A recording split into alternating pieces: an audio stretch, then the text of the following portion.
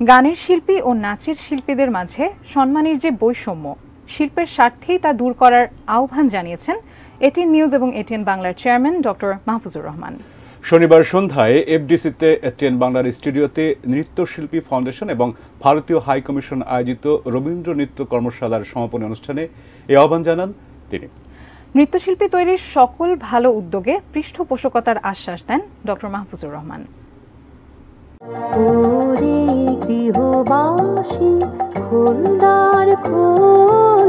উপমহাদেশে নাচের গ্রহণযোগ্যতা অন্যরকম, বিশেষ করে তা যদি হয় বিশ্বকবি রবীন্দ্রনাথ ঠাকুরের সৃষ্টিতে, তাহলে তো কথাই নেই।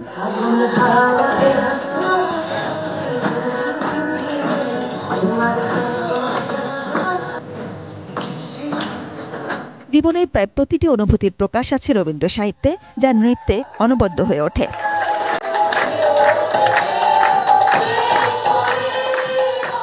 আজকে হলো সেই উৎসব।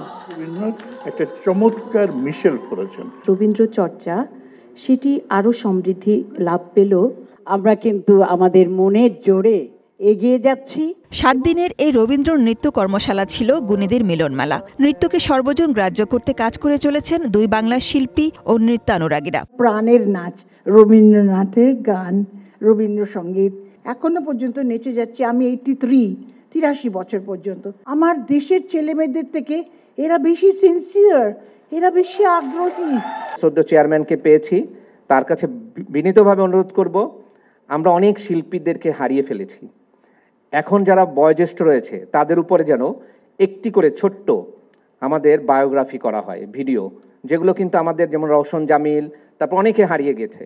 তো এই ধরনের যারা এখনো বয়স্ক রয়েছে তাদের উপরে তিনি যদি পারমিশন দেন, আমরা শীঘ্রই কাজটা শুরু করব। এই বায়োগ্রাফিটা কিন্তু পরবর্তী প্রজন্ম দেখে শিখবে যে কি করছে তারা। নৃত্যের অন্যতম অনুরাগী ও পৃষ্ঠপোষক হিসেবে সুনাম আছে এটিএন নিউজ ও ATN Bangla chairman doctor Mahfuzur রহমানের। শিল্পীদের মূল্যায়নে সব সময় জোর দেন তিনি। নৃত্যশিল্পীরা খুব সহজলভ্য ব্যাপার, যে একটু ডাকলেই চলে আসে, এরকম ব্যাপার হয়ে দাঁড়াইছে বাংলাদেশে, কিন্তু এটা হতে দেওয়া উচিত না।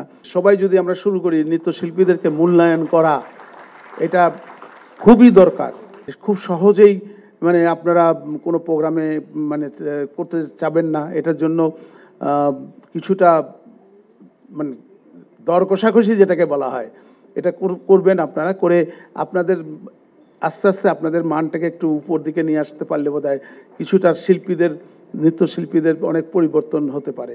অনেক নতুন শিল্পী তৈরি হয়েছে ডক্টর মাহফুজুর রহমানের নানা উদ্যোগে। ভবিষ্যতেও এভাবে নৃত্যশিল্পীদের পাশে থাকার আশ্বাস দিলেন। নাচের প্রোগ্রামগুলি আমাদের নিজস্ব টাকায় করি, অনেক সময় স্পন্সর আমরা পাই না, সুতরাং এটার পরিবর্তন আমাদের সবাইকে নিয়ে আনতে হবে। এটা নিয়ে নৃত্যশিল্পীদের কিছুটা আমি বলবো আন্দোলন টাইপের করতে হবে, করে এটার পরিবর্তন আনতে হবে।